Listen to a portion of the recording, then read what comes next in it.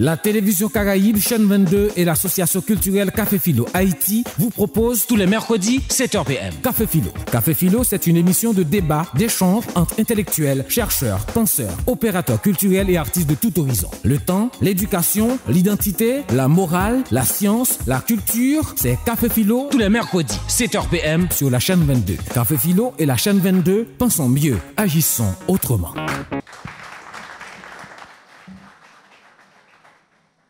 Mesdames et messieurs, bonsoir. C'est un plaisir chaque mardi de vous retrouver de votre petit écran, de renouveler contact avec vous et d'être à Café Philo.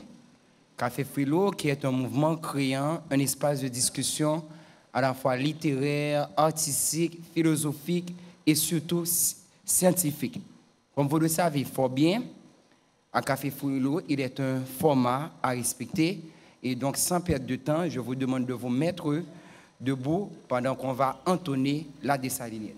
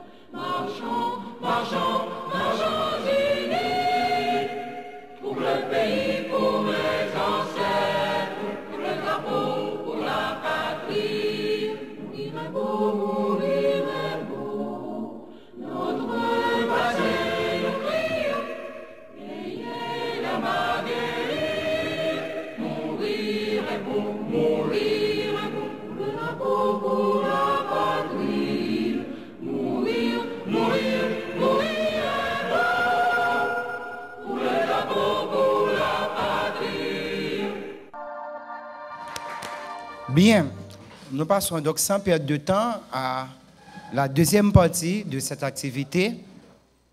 Vous le savez très bien, vous êtes aussi bien habitués que moi. Il y a une chanson fétiche qu'on écoute régulièrement à Café Philo. Et cette chanson fétiche, c'est Assassin de Julio César Barbosa.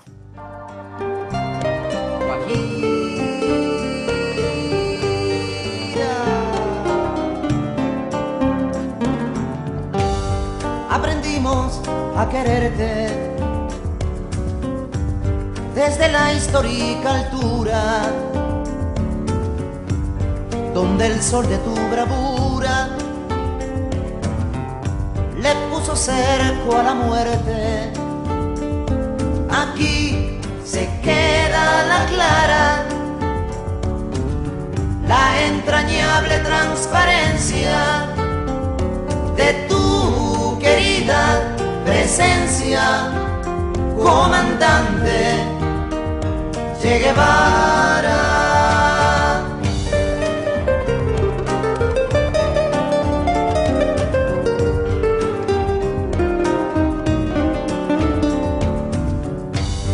Tu mano gloriosa y fuerte desde la historia dispara, cuando todo Santa Clara se despierta para verte. Aquí se queda la clara, la entrañable transparencia de tu querida presencia, comandante Che Guevara.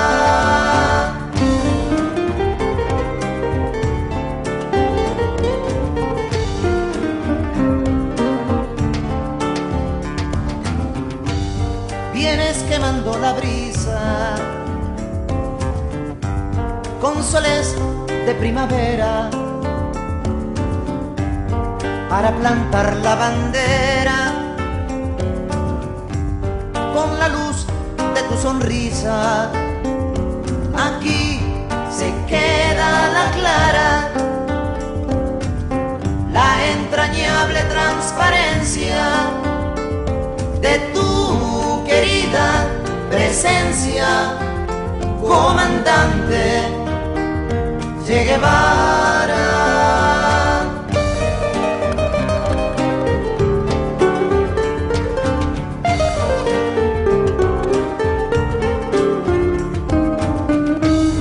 Tu amor revolucionario que conduce a nueva empresa, donde espera la firmeza de tu brazo libertario. Aquí se queda la clara, la entrañable transparencia de tu querida presencia, comandante Che Guevara.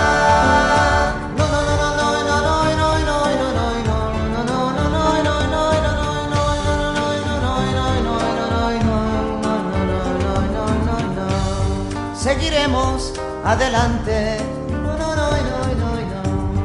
como junto a ti seguimos, y con Fidel te decimos, hasta siempre, comandante. Aquí se queda la clara,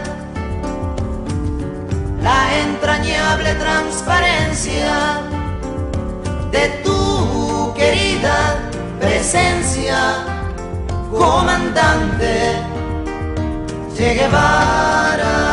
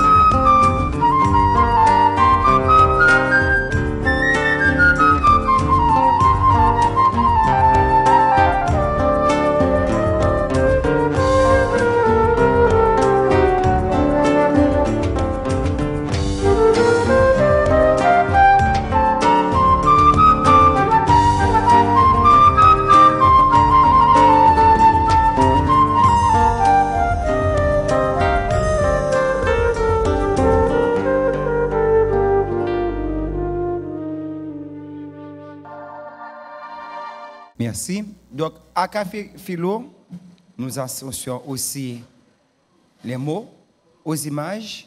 Et c'est ainsi que je vous demande, je vous invite, sans perdre de temps, à visionner une courte vidéo d'une durée de 5 minutes qui s'intitule « Une page inédite de l'histoire du nord d'Haïti ». Merci.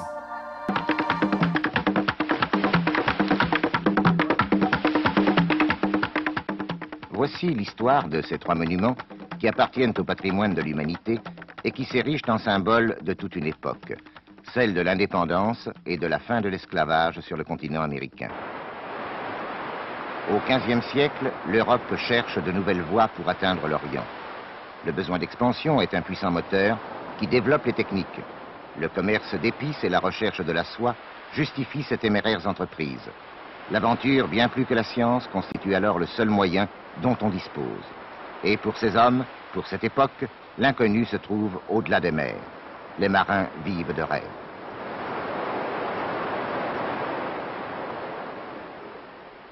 En 1492, Christophe Colomb prend la mer. Accompagné d'une poignée d'hommes, il entreprend l'une des plus grandes aventures de tous les temps. Vendredi 3 août, Chrétien, très haut et très puissant prince, roi et reine des Espagnes et des îles de la mer. Vous m'avez ordonné d'aller en Orient par le chemin d'Occident, par où jusqu'à nos jours, personne n'est allé. Après la mer sans fin, voici que s'offre aux yeux de l'équipage une terre jusqu'alors inconnue. Vendredi 12 octobre. Donnez foi et témoignage comment, par devant tous, je prends possession de cette île au nom du roi et de la reine, mes seigneurs. Et moi, par devant Dieu, qui sur cette terre m'a conduit, je prends cette terre pour en faire votre royaume, et ces hommes et femmes pour en faire vos serviteurs et des chrétiens fidèles pour notre sainte foi.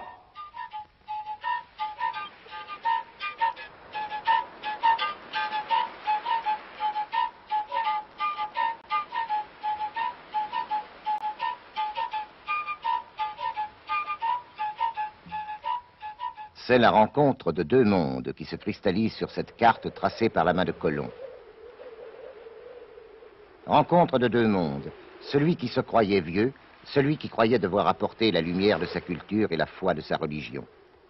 Et l'autre, celui que l'on nomme encore le Nouveau Monde, celui qui représentait déjà l'avenir, la promesse, la richesse.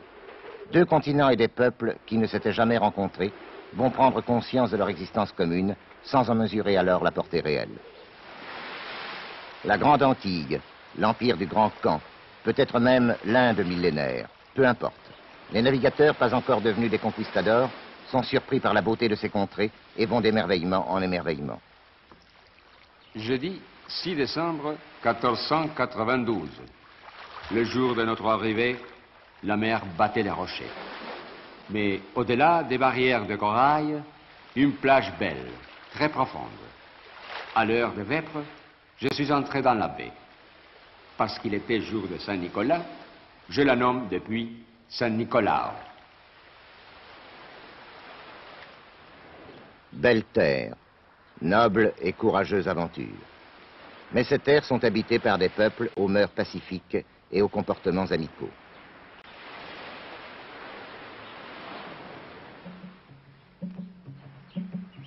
Au moment de l'arrivée de Christophe Colomb, l'île était peuplée par les Indiens Arawaks. Ils surprirent les nouveaux venus par leur simplicité.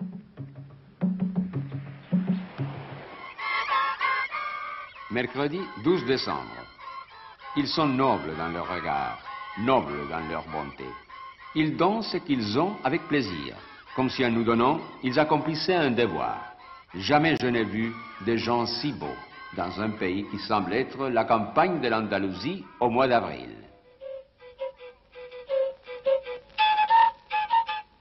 Les Indiens Arawaks avaient acquis une remarquable maîtrise du tissage, de l'orfèvrerie et surtout de la poterie.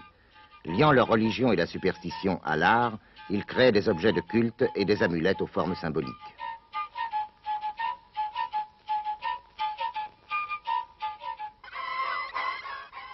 Certains caciques arawaks, tels Guacanagarik, sympathisent avec les Espagnols.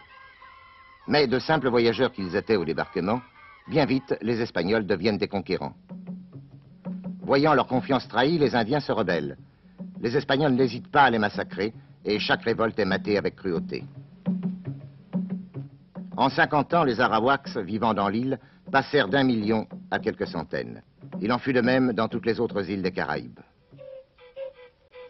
Certains membres de l'Église s'opposèrent à cette tuerie, et la plume de Fray Bartolomé de Las Casas défendit avec vigueur les droits et la dignité des Indiens.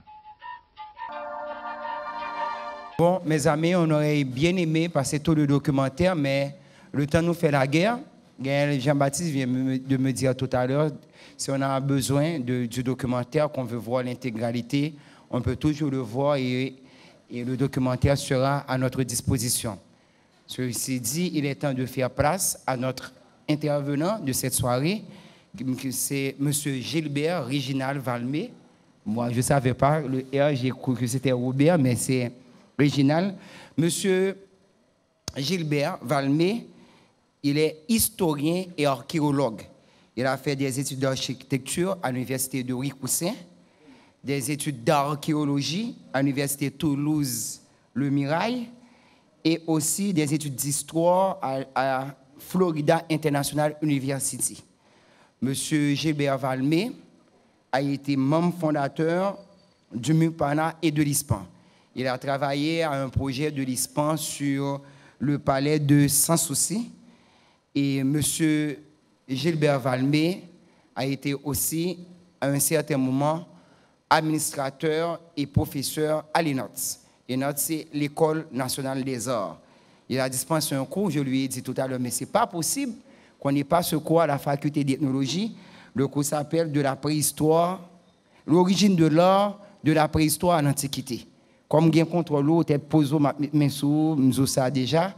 Donc, il a publié un livre extraordinairement intéressant qui m'a servi dans le cadre de ma rédaction de mon mémoire de maîtrise, parce que j'ai travaillé sur l'identité culturelle, le patrimoine culturel immatériel des Taïnos en Haïti.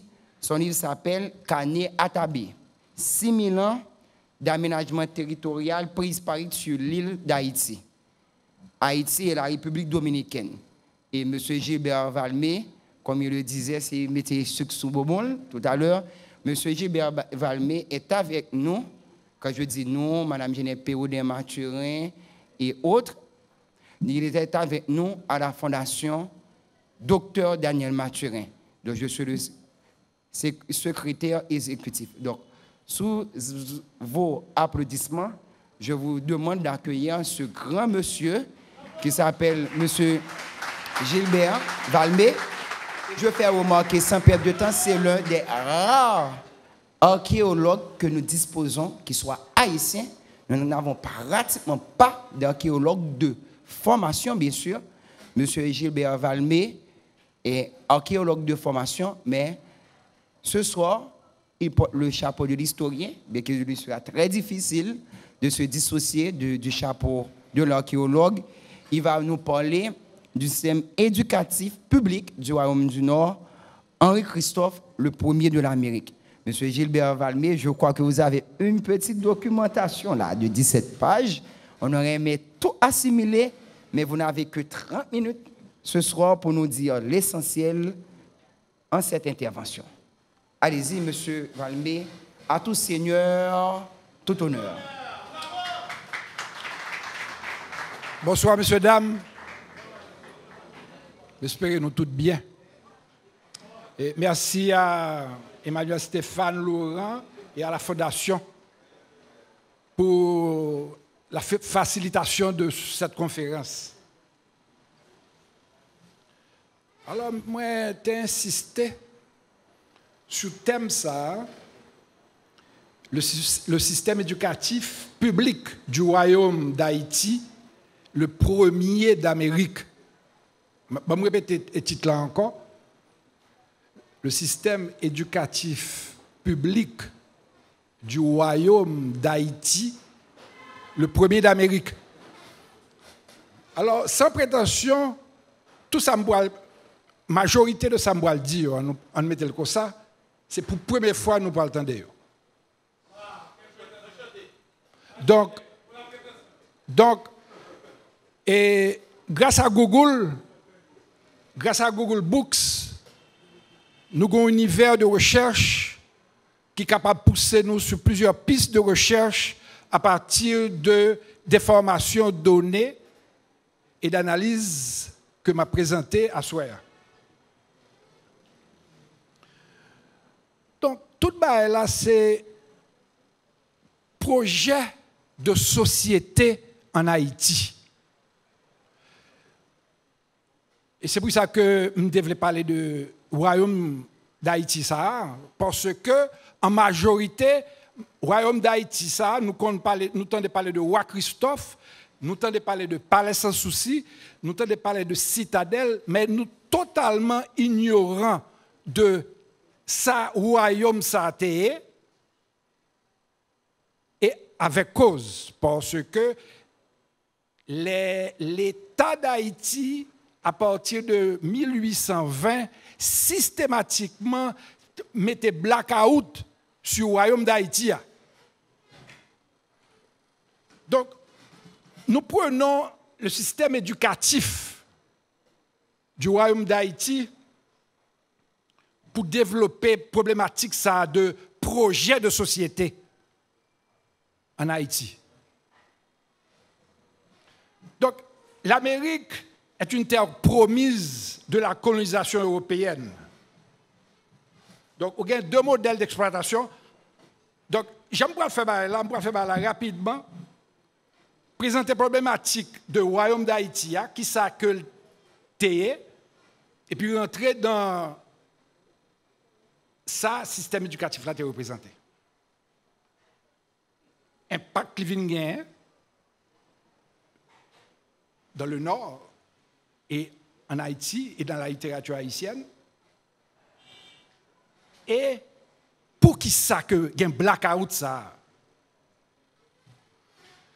Et donc rapidement, il y a deux modèles d'exploitation dans la colonisation européenne là, en Amérique. Donc c'était développement, enfin on dit continuation de capitalisme primitif européen, basé sur des intérêts privés européens, espagnol, portugais, anglais, hollandais, français. OK? Qui lui-même facilité l'émergence d'une classe qui n'a pas existé avant en Europe, qui c'est une classe bourgeoise. Surtout qui était basée sur les littorales, donc au capitalisme maritime. Deuxième modèle là, lorsque il y a intérêt à eux, ils finissent piller la population amérindienne, ils prennent tout ça que tu es capable, les États monarchiques européens viennent et viennent faciliter la colonisation proprement dite là.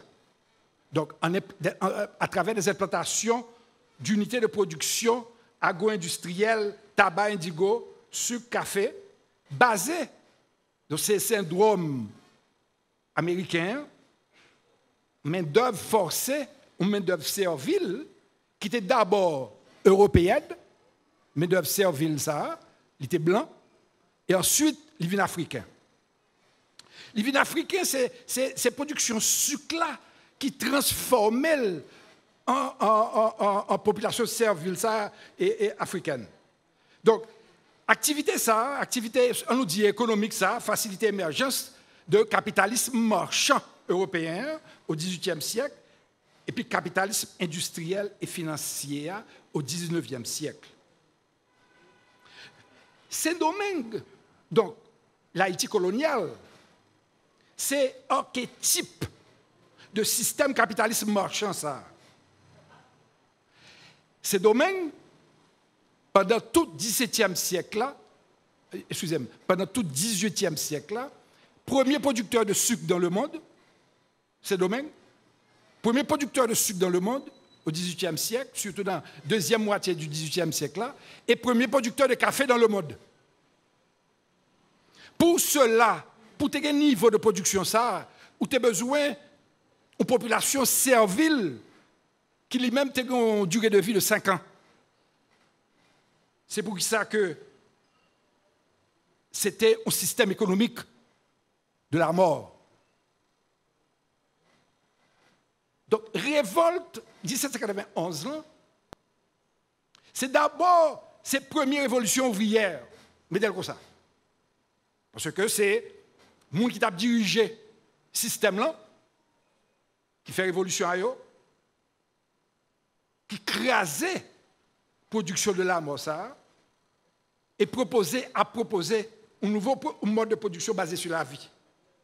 Donc, dès l'indépendance en Haïti, surtout dans le Nord, là, dès l'indépendance, il y a une émergence d'une nouvelle élite sociale et économique. Et dans le Nord, après l'assassinat de l'empereur Dessalines et création de l'État d'Haïti, dans le Nord, à partir de 1807,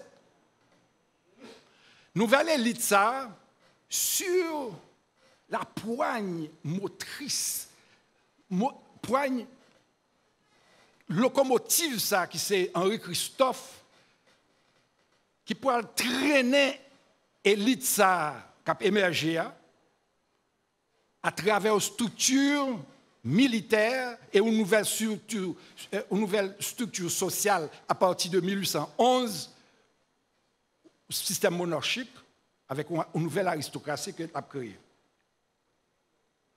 Donc, en Haïti en général, et surtout à partir de l'abolition du royaume d'Haïti en 1820, donc c'est qui modèle culturel que l'élite ça a opté pour eux. Donc nous venons que c'est deux types, on nous dit que c'est une société d'apartheid qui vient former après l'effondrement du royaume là. Nous parlons rentrer dans ça. Moun la ville avec moun la dehors. Moun la ville connaît ça, cette culture urbaine dominée par ces grandes villes du littoral, culture de langue française, qui a contrôlé le haut et le moyen commerce, qui a contrôlé le gouvernement, les officiers supérieurs de l'armée, et puis l'autre rural, qui parle créole, basé sur une culture de tradition africaine, formé de petits propriétaires ruraux, de moitié, de bûcherons, moun k'ap couper pied bois, d'ouvriers agricoles, de soldats et de commerçants, c'est très important, itinérantes dans les villages. Donc, nous sommes capables de dire que, basiquement, grosso modo, le système ça presque était intact. Et c'est Fekia Vilsain, qui s'est édité livre moyen, qui a écrit un livre qui parlait de ça. Donc, élite ça, dans le Nord,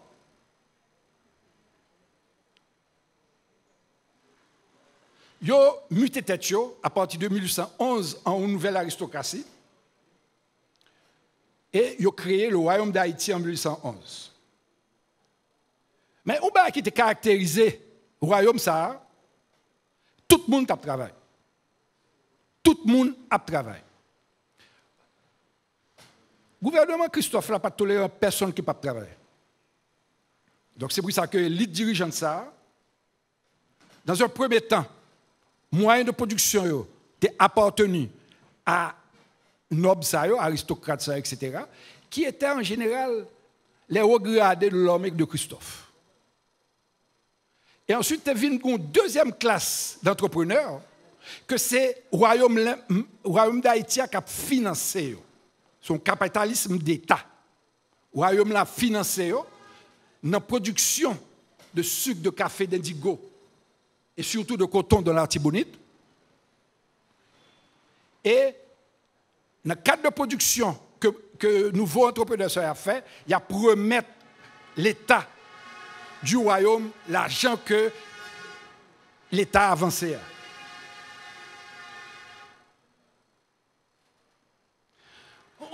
Je développe une petite parenthèse rapidement, c'est que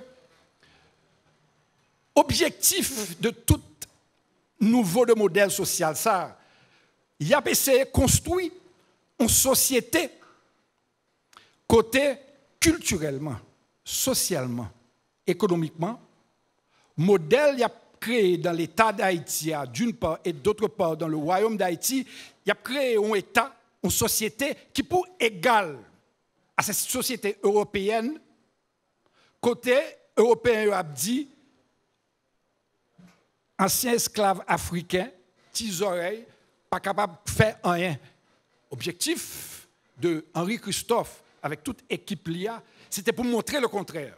Et il a construit pour montrer le contraire.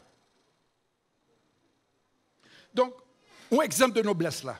Un individu, duc de Marmelade, son individu clé dans l'administration, dans la gestion de royaume-là, c'était le duc Richard. Duc Richard, ça, lui-même, il était fait au Congo. C'est un Congolais. Et l'historien Vigneault Lecomte dit qu'il a parlé français, il était accent congolais. Et Gagnon,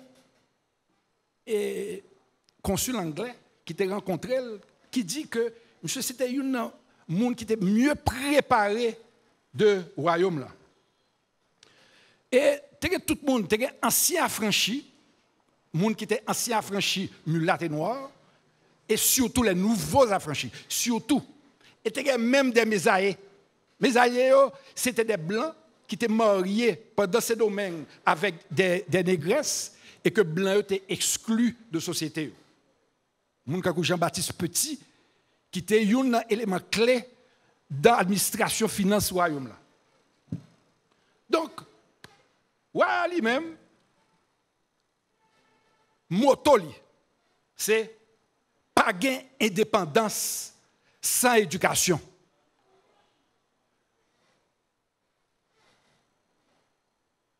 Boyer lui-même, qui a venu en 1820 après la mort de Christophe, Boyer lui-même l'a dit, celui qui sème l'éducation sème la révolution. Donc, c'est deux modèles totalement antipodes et contradictoires de société. Le modèle christophien qui a favorisé l'éducation au niveau technique de la manufacture grâce à l'assistance technique étrangère anglaise, surtout, et allemande, des enseignants, surtout anglais, pour former école nationale primaire, pour former école nationale secondaire et pour former des universités. Il y a 2 universités dans le Nord. Une au Cap, l'autre là, dans la ville de Sans Souci, qui est même ville de Milo. Il y a un historien américain qui est Laurent Dubois, qui dit que en 5 ans, système éducatif Christophe l'a formé, scolarisé 72 000 timouns en 5 ans, de 6 à 15 ans. Et 72 000 timouns, ça c'est plus de 36% de population. Alors, pour avoir une idée de niveau économique au Royaume-là, il y a un historien traditionnel, Thomas Madiou, que probablement nous tous connaissons. Donc, dans tome 1816-1818, là, m'a appelé une cotation que un bien-être en 1816, la parle de 1816 dans le Royaume d'Haïti, un bien-être matériel avait pénétré dans les rangs sociaux. Le cultivateur qui se mariait vivait dans sa case solidement bâtie d'une aisance satisfaisante. Sa part, salaire, qu'il recevait régulièrement dans le corps de produits, suffisait à son entretien. Il ne manquait rien d'essentiel dans sa case. Son épouse, ses enfants, convenablement vêtus, jouissaient d'un modeste confortable. Ses tables armoires, des chaises, un lit le plus souvent d'acajou garnissaient la maison. Donc, niveau de vie dans le royaume d'Haïti était beaucoup plus supérieur que dans la République de l'Ouest et du Sud. Avant de continuer, le royaume du Nord, il était commencé fort liberté et il était fini là cahier. Et il était inclus la grandance. Il était inclus la grandance parce que le comte de Jérémie, Jean-Baptiste Perrier, dit Gaumont, était responsable zone ça. Était une mission technique qui était sortie du Nord, qui t'a assisté monsieur dans l'organisation de la grandance. Donc, lorsque, en 1991 ou 12, que le gouvernement de l'époque fait un statut de ce comte de Perrier avec un pantalon chiré, une manchette dans le pied à terre, et pour montrer ces Mounsa qui était le comte de Jérémie Jean-Baptiste Perrier. On continue.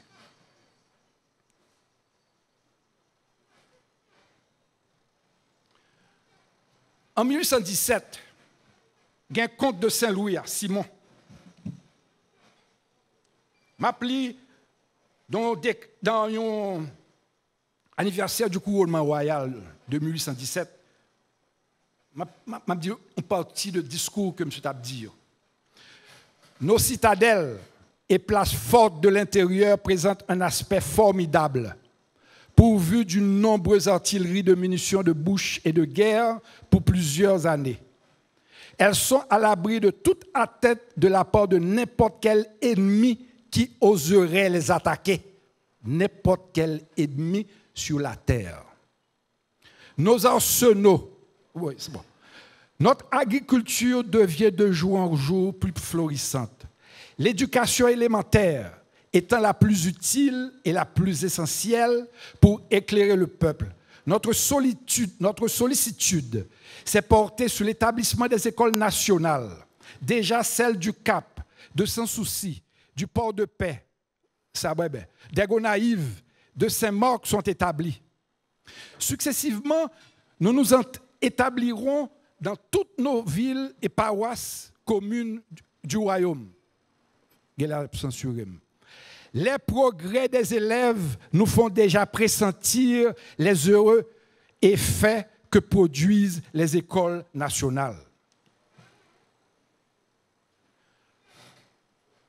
Avant de nous rentrer dans l'affaire du système éducatif, là, on l'autre bas qui était caractérisé en nom du niveau économique, développement économique, zone nord, à pas d'assistance technique étrangère qui t'a fait à différents niveaux de production et d'éducation. Tu as des manufactures de carrosses. Carrosses là, les mêmes sont sortes de, si vous voulez comparer à actuellement, c'est des voitures de haute gamme, okay? Pour l'élite, pour les nobles. Pendant 6 ans, ils ont construit dans plein au Cap là plus de 100 carrosses. C'est comme si je dit qu'on y est là, BMW, Tavini, en Haïti, monter une manufacture de voitures seulement pour les Haïtiens. Tu as une manufacture carrosserie qui était quartier Morin. Donc, rapidement, pendant l'époque, ça, surtout pendant la colonie, et surtout cette période-là, du début du 19e siècle, pas de gain système d'éducation publique en Amérique. La majorité des écoles, c'était des écoles religieuses dans le nord de l'Amérique, contrôlées par les églises protestantes, et dans l'Amérique latine, contrôlées par l'église catholique, et uniquement pour les enfants des élites. Uniquement. Donc, c'est pour les blancs, pour les enfants des élites. Et ensuite, tout l'autre monde de population était totalement exclu. Un exemple, c'est que même le Brésil, première université, c'est au début du 20e siècle que le Brésil a fait première université. Malgré tout, dans le Nord, de 1814 à 1819, mettez 1820, il y a 2 universités qui ont fonctionné, qui ont formé des hauts cadres pour le royaume et qui ont formé des médecins.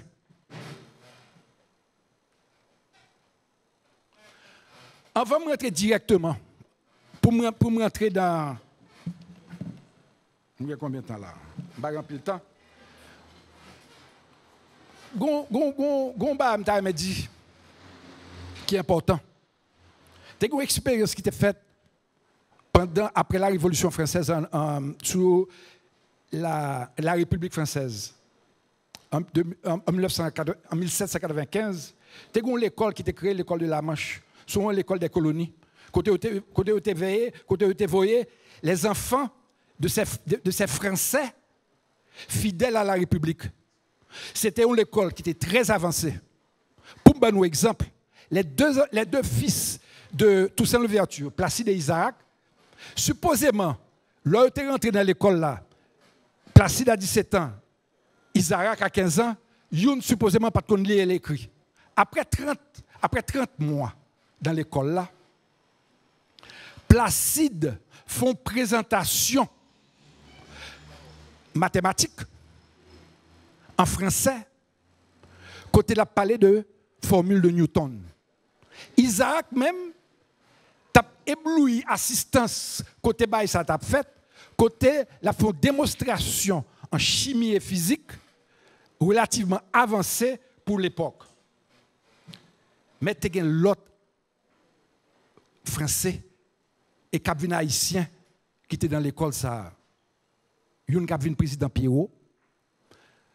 L'autre petit André Rigaud, Louis Rigaud, qui lui-même est responsable lycée national Port-au-Prince.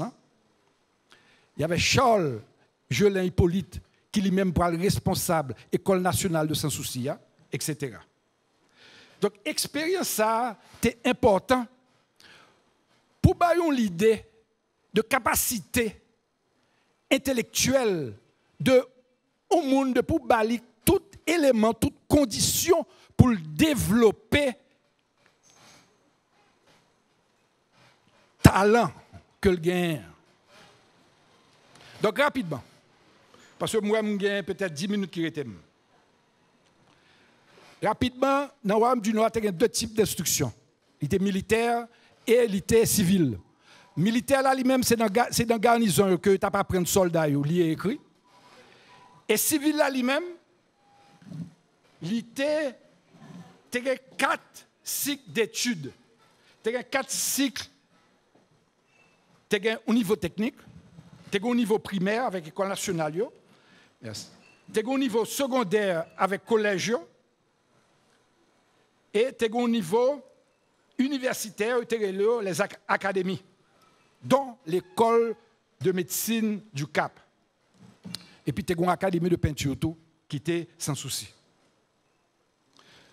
De 1816 à 1820, il y a 13 écoles, surtout nationales primaires, qui ont fonctionné dans le royaume.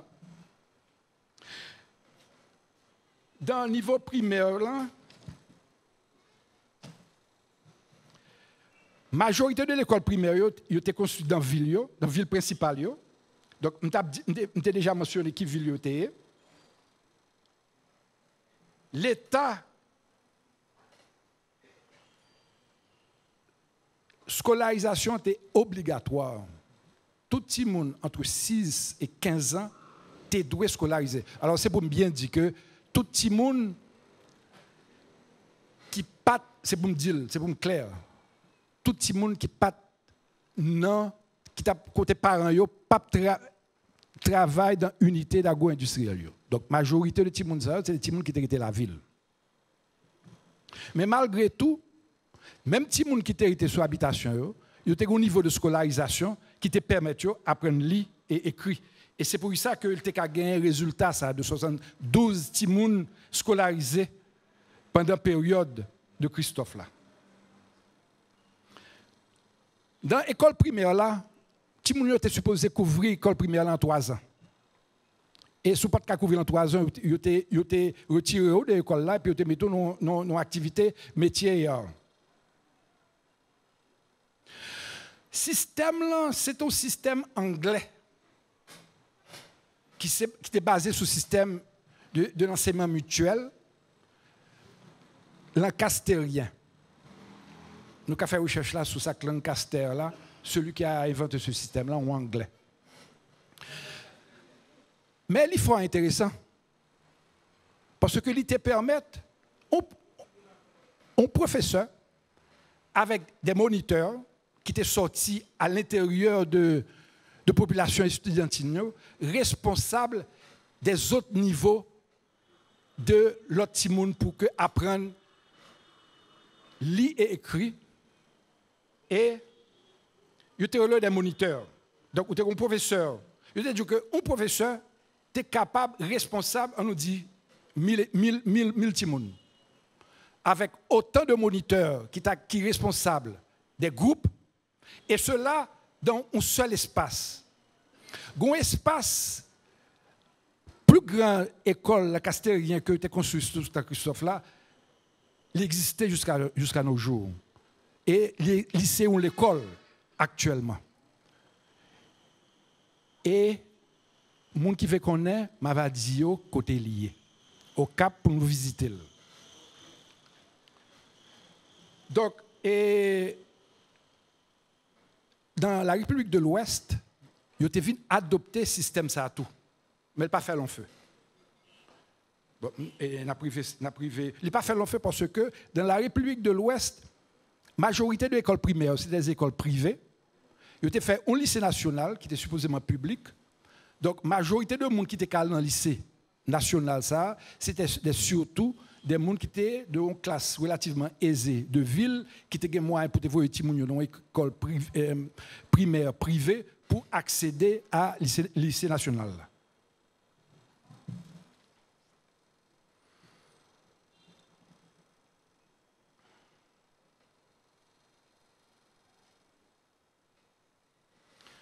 fonction de l'école secondaire, là, et fonction, surtout fonction de l'école secondaire, là, c'était pour former des jeunes, on nous dit des jeunes adultes, des jeunes garçons à la fonction publique. C'était une principale fonction de l'école secondaire, ça.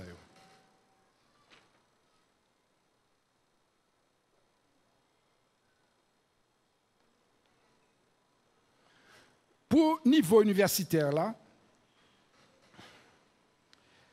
c'est pour me dire tout que la majorité de l'école nationale, qui était primaire, qui était secondaire, c'était des Anglais qui étaient responsables de l'instruction.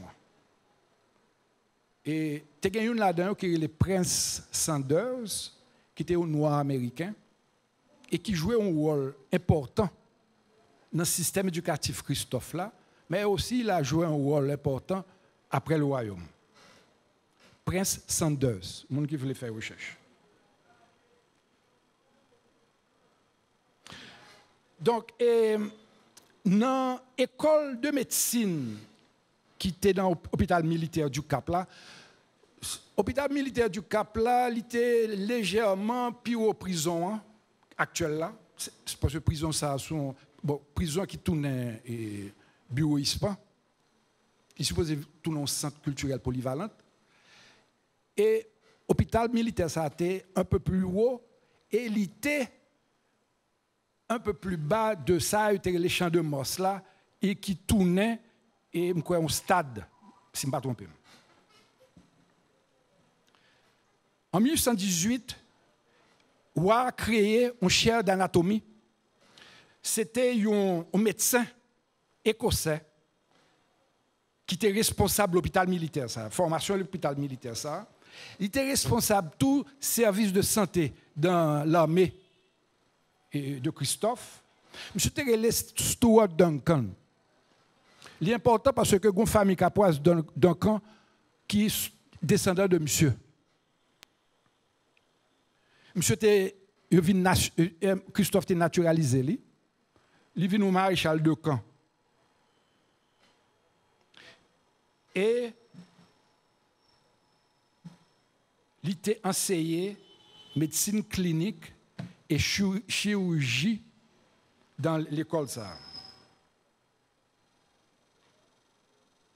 Rapidement, avant pour finaliser, parce que presque fini.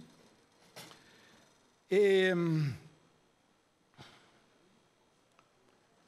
lorsque Bouaé, après la mort de Christophe et l'effondrement du royaume, a démantelé toutes les institutions du royaume et toutes les institutions éducatives du royaume, l'école de médecine, ça, c'est une institution que M. Pape démantelé, M. Pape quitté. Et Stuart Duncan, pour aller un médecin et de haute réputation dans la zone nord là, et bien sûr dans la République. Donc, Laurent Dubois, historien, ça a mentionné, et bientôt le table dit que l'école de médecine, ça a un grand impact dans la ville là, dans la région et dans le pays. Bon, rapidement, Christophe, en 1819, a créé une chambre d'éducation qui soit le ministère d'éducation pour gérer l'enseignement, organiser et superviser dans toute commune royaume là. Et il était un projet pour faire la production de manuels scolaires adaptés aux jeunes haïtiens.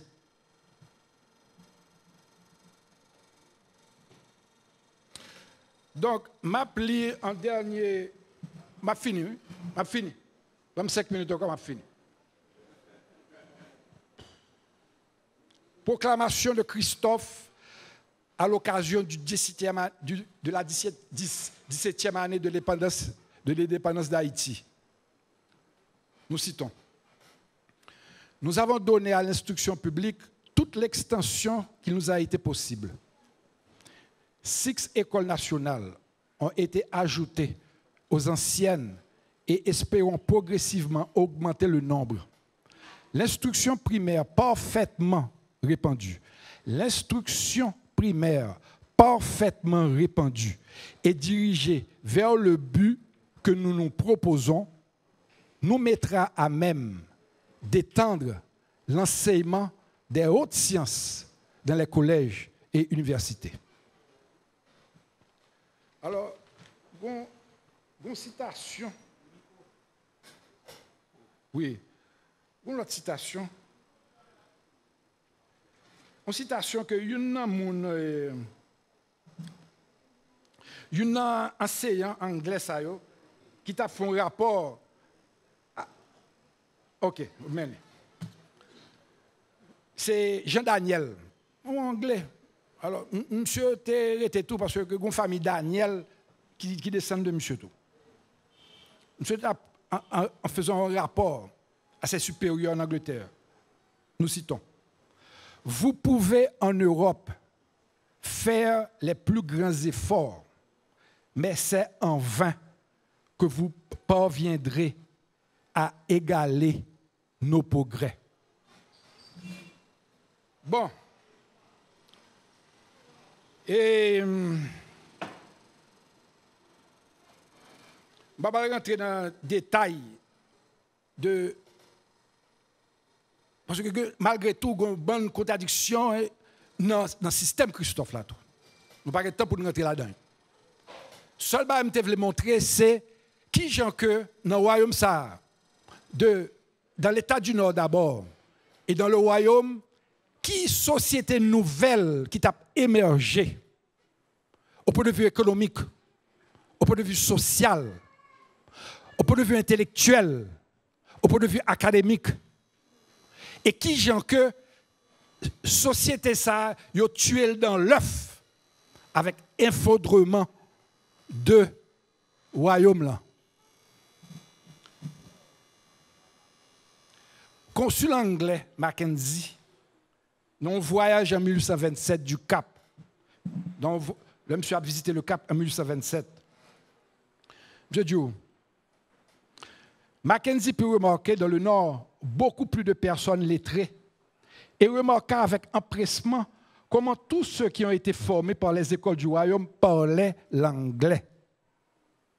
Vergniaud-le-Comte, probablement qu'en pile non nous intellectuels qui la connaît, historien du Nord, historien du roi Christophe. Monsieur Vergniaud-le-Comte atteste que nombre de femmes et d'hommes du Cap, de part de leur éducation reçue dans les établissements royaux de Christophe, laissèrent une empreinte indélébile sur leurs enfants et petits-enfants, sur la société capoise régionale et nationale. Et contribuèrent certainement à construire, forger cette mentalité des hommes et femmes du Nord, une culture du Cap, basée sur la fierté de son héritage historique et culturel, l'orgueil du travail bien fait, c'est là ma prêtre avec nous, une littérature engagée et nationaliste caractérisa la région Nord avec les Durand, les Delorme, les Desjoie, les Firmin, les Prasmos et les cinéastes. L'abolitionniste français Schlecher visita Haïti durant Boyer, compare à la politique éducative de Boyer aux anciens colons français de Saint-Domingue qui combattirent tout effort à procurer aux esclaves une instruction élémentaire. Pour me finir, m'appli Prince Sanders, qui était tourné au Cap en 1822, et m'a cité. Je crois que ça, c'est la dernière citation. Les habitants de la partie sud d'Haïti, qui avaient vécu sous les gouvernements de Pétion et Boyer, étaient, d'après estimation, 20 années derrière les habitants du royaume dans leurs habitudes de travail et leur amélioration dans les arts, les sciences et les mœurs de la société civilisée. Les nombreuses écoles et académies qui ont été établis dans l'ensemble du royaume ont été abolis. Et la plupart des bâtiments eux-mêmes construits, barbouillés ou entièrement démolis par ces barbares sans scrupules. Donc, m'a fini présentation ça avec n'a pas donné. Que serait devenu Haïti après 2 générations sous le système sociétal du roi Christophe? Merci. Donc, sans perdre de temps, on va passer à la 4e partie de cette activité qui est la pause musicale. Donc, on va écouter ensemble Haïti Belle de Tropicana d'Haïti.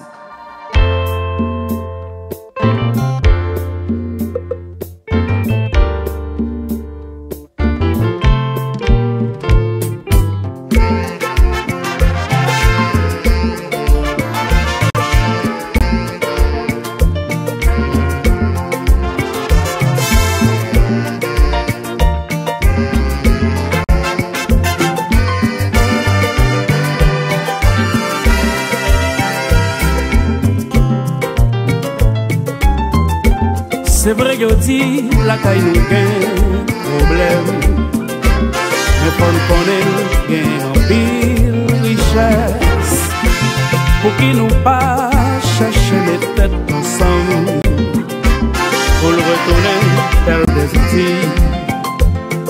Nous gagne bel soleil, belle plage, belle rivière, belle site historique, visite à sentir tout partout. Souvent nous toujours dit, la rue c'est salon peuple là. Côté monde n'a passé, pas effort, pas jeter pas drap. N'a construit un pays, tout Haïti va fier de lui. C'est vrai yo dit, pays pas développé, mais faut songer le gain en pile valeur. Si nous travaillons pour nous payer l'autre demain, la retourner terre des Antilles, nous avons fête champêtre, rara carnaval, belle boîte, belle chute d'eau, visiter cabine appréciée. Souvent nous toujours dit, la rue a ses salons peuple là. Côté monde n'a passé, fait effort, pas jeter pas drap. N'a construit un pays, étranger pral content vini.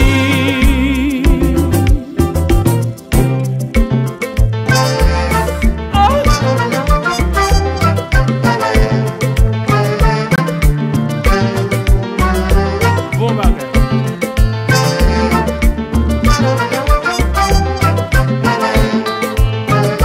Ah oui.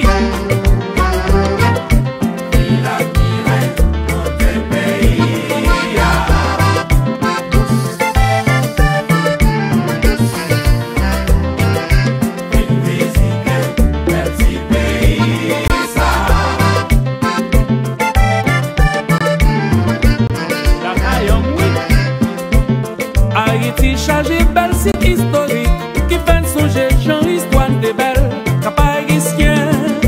Monument de Vertienne, l'un rentré mio, à l'instant souci, l'un nous monté piwo, citadelle la Ferrière, l'un rive la Tiboni. Haïti chargé beauté naturelle, bel paysage, belle rivière, belle plage. Plateau central, Sodoba saisi, l'un rive au sud, montez pas salut, l'un nous passe non nord, l'un rive au tempérin,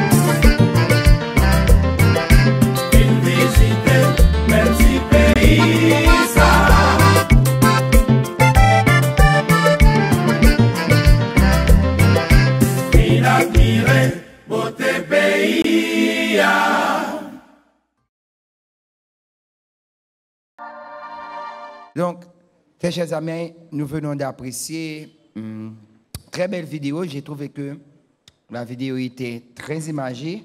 Haïti Belle de Tropicana d'Haïti. C'est le moment pour me passer un moment qui est plus intéressant dans l'activité. Je dis, le café philo dit c'est le moment qui est plus polémique, mais je préfère dire c'est le moment qui est plus dialogique, dans la mesure que il y a un échange entre intervenants avec le public. Donc, on prend deux pôles de gens qui vont poser des questions. Le premier pôle, excusez-moi, Gabriel Adan Joseph Richemont, connaît Emmanuel, Idoléon Mac et Wenger. Et en deuxième pôle, Gabriel Eugène Taberneau, Paulo Watson et Vladimir. Donc, sans perdre de temps, rapidement, je vais demander Joseph Richemont avancer pour questionner. Et moi, salue les panélistes, moi, salue les archéologues, moi, salue le public. Donc, Jean et présentateur, on dit non, c'est Joseph Richemont. Moi, bref, dans ça que moi, dis. Moi, tant que connais, pour qui ça aujourd'hui, nous fait choix de forme d'éducation pétion, qui est forme d'éducation Christophe. Moi, je veux dire qui ça? Nous, ensemble de constitutions, si nous regardons de 1801 jusqu'avant Christophe, forme d'éducation, encore constitution 1801, il était quitté en forme d'éducation avec ça que je dis, nous les magistrats ou encore maire. Mais dans ce temps, dans Christophe, nous encore c'est avec comme d'abord dit ça, il a énoncé de Christophe qui va venir parler de forme d'éducation, côté que l'État lui-même va prendre contrôle. On a dit Christophe, donc lui-même il était gagné un système éducatif, donc côté que lui-même encore il était comme on a dit ça comme étant un monde qui a surveillé ensemble de évolution établissement. D'aujourd'hui, nous regardons qui s'allie ensemble de l'école qui gagne plus aller vers et politique éducative et pétion pour que ça me connaît pour que ça c'est choix ça donc qui fait aujourd'hui et qui raison qui pousse nous à faire genre de choix ça. Merci. Connais Emmanuel. Moi salue intervenant, moi salue Emmanuel Sofano Ranto aussi qui ses amis. Bon, nous t'ai suivi là avec un peu d'attention. Mais et comme si pendant tout pour parler, comme si je me sentis son sorte de apologie de système éducatif et Christophe là que tu as fait, c'est que moi-même j'ai problème ensemble avec elle. Même Gomba qui pas fin saisi, pas contre si c'est moi-même qui va comprendre.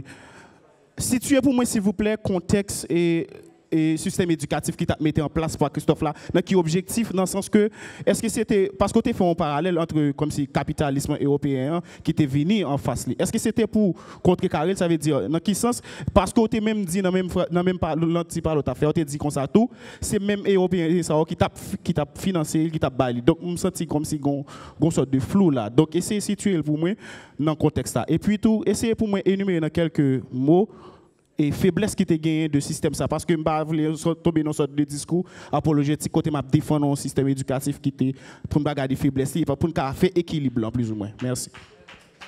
Bonsoir Emmanuel Stéphane Laurent et bonsoir monsieur intervenant. Ma possible bref, est-ce que nous sommes capables de considérer Henri Christophe comme étant deuxième socialiste haïtien après Jean-Jacques Dessalines?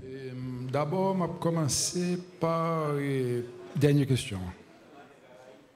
Socialisme en tant que système politico-économique, il est là pour faire une sorte d'équilibre entre les élites dirigeantes et le peuple. Surtout en mettant un système de gouvernement et d'infrastructures sociétales pour que intérêt les deux protégés. C'est ça le socialisme. Est-ce que Kounia là, Christophe Tefeli, est-ce que Christophe est un socialiste? Je ne vais pas rentrer pour me dire que Christophe c'était un socialiste. Et je ne vais pas dire non plus que Dessalines c'est un socialiste. OK? Parce que le contexte historique qui est particulier, après 12 ans de guerre, en 1803, en 1802, le Leclerc débarqué sur l'île de Saint-Domingue, tout le monde qui était Saint-Domingue était blanc français. Pas blanc, mais français. Il y avait les blancs, et puis il y avait les non-blancs. Tout le monde était français. Là, c'est à cause de la politique esclavagiste de Napoléon que Leclerc a mis en place que nous avons réalisé et que les Français ont commencé à tuer systématiquement les officiers mulat et noir, nèg yo dit ah, gèl c'est puis jeté yo fait un lot goumen ou l'autre modèle lorsque tu as tout l'autre camp qui était dans mon quelque sans souci qui était déjà eux même prend bataille en main lorsque était arrêté tout ça. Bon. Ça sont distribution de terre de Dessalines et bâton que Dessalines te mettait dans Rouen pile monde sur tous les commerçants étrangers au CAI. Dans une nouvelle nation naissante, seule socialisation, c'était à travers une militarisation systématiquement de société. Si vous êtes capable de dire comme ça. Pour me tourner une affaire éducative là. La première question, elle était basée sur une comparaison entre le système éducatif qui était dans le nord là et le système éducatif qui était dans le sud. Et deuxième question, et camarade là pensait que on t'a fait apologie du système éducatif Christophe là. Oui, on t'a fait. On t'a fait parce que et me dit pour qui ça me t'a fait. Bon, premièrement, c'est pas apologie. Apologie, c'est pas m'a défendre, m'a proposer, m'a éclairer des aspects de l'histoire que personne pas chita sous lui pour éclairer nous sous lui. Donc c'est normal pour me venir là à soir, pour me venir dire que tu as un projet de société dans le royaume du Nord qui était commencé fort liberté. Rivé à Caire, il n'était pas un grand danse pour lui, qui était un projet de société qui était tout autre dans l'Amérique et qui pas traité avec aucun monde, aucun blanc. Lorsque Pétion, c'est lui qui proposait Français pour acheter l'indépendance nous, et que Boyer matérialisait. Donc, pas de plaisanterie dans ça. Kounien là, l'aspect éducatif là, mais éducation lui-même, non projet de société, c'est lui qui est essentiel. Prends exemple de Cuba, de 1959 à 1965, qui est sa premier bagage que vous fait? Non projet de société, ou à créer une société nouvelle, premier bagage qu'on besoin, ou besoin d'un niveau de formation et de formation cap standardisé de timoun à adulte pour qu'a produit des citoyens qu'a produit pour société li et qu'a défendre société li et pas de plaisanterie dans ça c'était projet Roi Christophe et c'est pas Roi Christophe seulement. D'accord? Donc est-ce que je suis apologiste?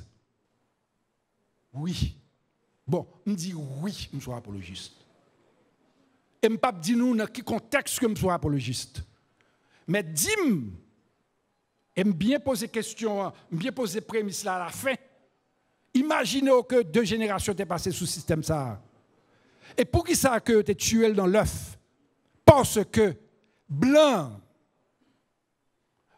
Pétion qui était vendu l'indépendance là avec Boaye qui fait haïtien qui était gourmand pour indépendance là, il fait haïtien ça payer pour indépendance li. Li rembourser Boaye fait haïtien yo rembourser blanc yo de investissement que blanc yo te fait n'a acheté esclaves. Est-ce que va faire apologiste? Oui, va faire apologiste.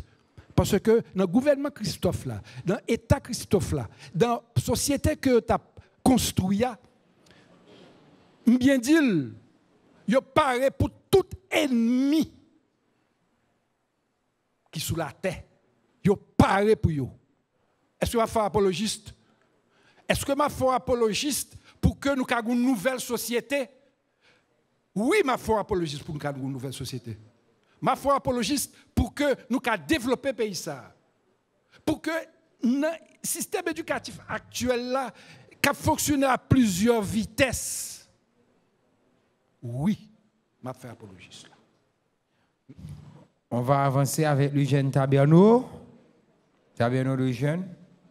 Moi dis merci à la conférence pour une belle conférence et je profite de saluer le modérateur qui a fait un bon travail. Mais lorsqu'il s'agit de l'histoire, ce qui m'intéresse, évidemment, c'est son approche qui lie phénoménologie et l'histoire, qui chercher qui ça derrière l'histoire.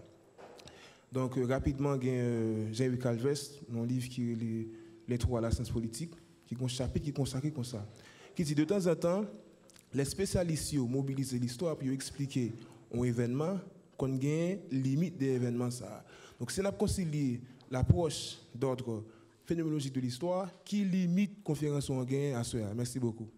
Je dis bonsoir à tout le monde, je salue le professeur pour superbe intervention que tu fais là, mais qui pas empêché que il y a des remarques que je fais. Par exemple, les bagailles que le professeur a parlé de tout le monde dans notre travail, pas de chômage, c'est bien ça, professeur.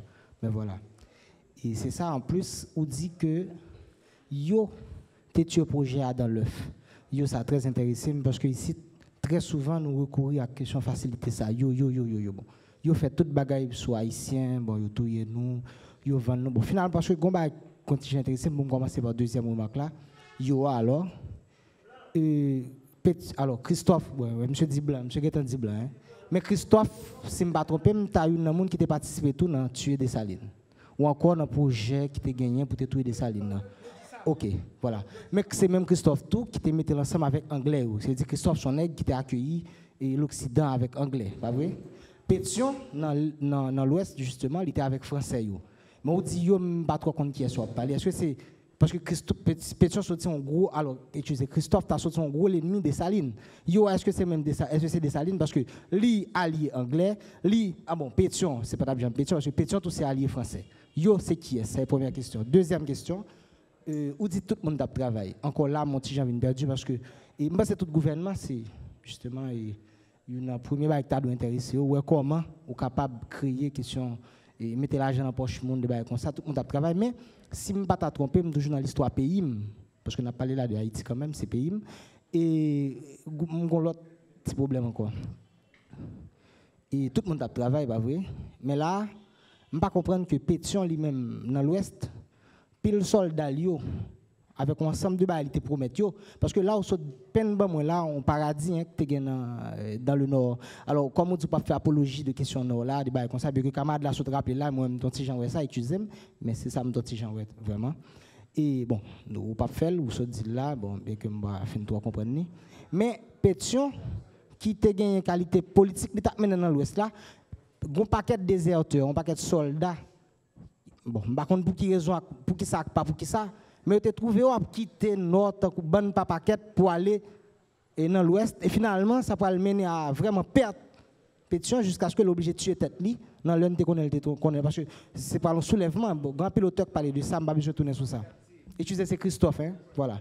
Bon, voilà. C'est deux remarques ça, que je fais. Merci. Vladimir Yeli. Bonsoir, monsieur intervenant, et bonsoir, et modérateur. Et pour me très bref, question que je me poser. C'est que ça me connaît et on a parlé des systèmes éducatifs noirs dans le 18e siècle et me connaît qui différence ou fait entre les systèmes éducatifs noirs dans le 18e siècle là avec Kounia.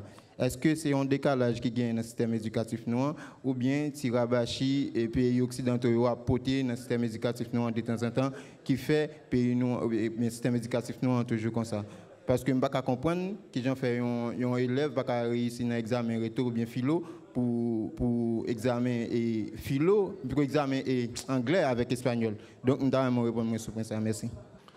D'abord, je veux que si on connaît de travaux et une science sociale que vous faites sur l'État d'Haïti, ou bien le royaume du Nord, je suis bien content. Prends connaissance de travaux. Ça. Donc, il y a une raison que je fais conférence là, sur le royaume là, et puis sur le système éducatif, là, c'est pour moi montré clairement deux projets de société qui étaient gagnés dans le nord et qui étaient gagnés dans le sud. Deux projets de société. Et que, je me dis à la fin, imaginez que c'était projet société Royaume du Nord là, qui était basé sur éducation, c'est-à-dire qu'une élite qui a fait promotion du système éducatif et de promotion sociale et économique à l'intérieur de la société. Malgré toute qualité de contradiction qui était gagnée, pas oublier qu'en 1804, la majorité de monde qui était là était faite en Afrique. On va répéter. En 1804, la majorité de la population était faite en Afrique et plus monde dans la population, c'était les femmes que étaient. Donc, et pour me clarifier, donc aspect ça, limite, non. Est-ce que son carcan intellectuel ou approche méthodologique que me fait à partir de travail ça? Oui, bien sûr, l'obligé, parce que son thématique que m'a développé. Et en tant que chercheur, j'ai le choix et pas quelqu'un qui paye me fait travailler ça. Donc, en tant que chercheur, j'ai développé une thématique et j'ai un environnement, si vous voulez, académique et de recherche et autres pour me faire travail là, j'aime penser que pour me faire li. Voilà. Bon, même pas quoi me aller au-delà de ça. Pour question concernant Christophe, relation que tu as avec Dessalines, etc. Non, il n'y a pas de doute. Ça, c'est des... Si on rentrer dans le détail, ok? Soit rentrer dans qui gens que... Ou bien d'abord, rapidement, qui gens que l'armée de Biassou et de Jean-François viennent former, et que Toussaint et Dessalines, Moïse, Flaville, Paul Romain, Yayou, fait partie de l'armée ça. Et il était, à un certain moment, fait partie de l'armée espagnole. Toussaint, contingent Toussaint vient détacher de l'armée espagnole, il est rentré dans l'armée française républicaine. Et dans la lutte qui t'a faite entre différentes nations européennes sur le théâtre militaire saint-domingois, Christophe, je m'excuse, Toussaint, est arrivé, prend le dessus et construit un système qui n'a pas un pouvoir noir parce que Toussaint a autant d'officiers blancs avec lui, autant d'officiers mulâtres avec lui et autant d'officiers noirs avec lui. Kounya là, dans la problématique de Leclerc qui a débarqué, une polarisation vient faite et que maintenant, à partir de ça, où vient gagner une construction d'une nouvelle armée dont Dessalines pourra héritier de lui et une constellation autour de Dessalines pour le fait et tout le monde qui pas rentré dans le cadre de direction que Dessalines t'a baillé là a été éliminé une après l'autre quand sans souci que Dessalines t'a baillé Christophe Lord assassiné Grand Pré et sans souci c'est un plus grand général qui était gagné dans le nord. Bon bref. Donc il y a toute une problématique qui existait dans les choix que les individus font dans la construction de l'armée de Toussaint, de l'armée de Dessalines, et que Christophe lui-même vient hériter dans le Nord. Série de contradictions. Mais contradiction, ce n'est pas ça qu'on débat à soi. Ça n'a pas débat à soi, son bagage, son vision que nous, en tant que Haïtiens, que nous t'arrêtons gagner, on rêve de un Haïti qui est meilleur. Est-ce que la bien arrivé? Peut-être jamais, mais au moins, nous avons rêve ça, Jodia. Et Christophe, Société Nord, là, Jean t'a construit, caban nous, illusion de rêve ça. Merci. Comparaison 19e siècle, système éducatif christophérien et système éducatif moderne. Rapidement, on croit que mentionné au début. Au début, nous t'avons dit que avant la Révolution française, c'était un système, on nous dit, aristocratique en Europe, qui était basé sur la formation des élites par des particuliers ou bien par l'Église. Système ça vient transmettre en Amérique avant la Révolution française. Après la Révolution française, j'aime t'abdir là, avec l'école de la Manche, que je prends comme exemple, côté le directoire français, tu as passé toute une série de modèles, toute une série de changements, je ne vais pas dire révolution, mais changements que tu as fait dans le système français. Côté, tu as commencé à laïciser certains centres de formation en France, et pas toutes. Ça a été simplement fait, il a sponsorisé des institutions privées, comme l'École de la Manche, pour qu'on y a là, pour former des enfants, soit de militaires ou de civils qui étaient attachés à la République française. Et j'aime exemple ça avec Placide et Isaac, niveau de formation était très élevé pour que en 2 ans, on soit capable de prendre des gens qui ont un niveau de scolarisation extrêmement bas en 2 ans, ou bien une formation en mathématiques ou bien en sciences appliquées pour le capable de faire bon intellectuel. Ça. Donc c'est pour ça que je prends comme exemple. Donc, 18e siècle, là, c'est tout à fait un système élitiste basé sur le système privé, avec la seule différence qu'en Haïti, quitte dans le nord que dans l'ouest, surtout avant systématisation de système éducatif là dans le Royaume du Nord, il était favorisé des écoles particulières, donc des écoles privées, pour former des gens qui ont des moyens pour voler dans l'école privée, ça, et surtout dans les villes. Ça a continué dans la République de l'Ouest et du Sud, et côté, j'aime te mentionner, le lycée national qui a été créé, c'est simplement là pour ces étudiants de ce système privé, tel fait que l'État est sponsorisé à travers le lycée national. En gros, je crois que c'est ça.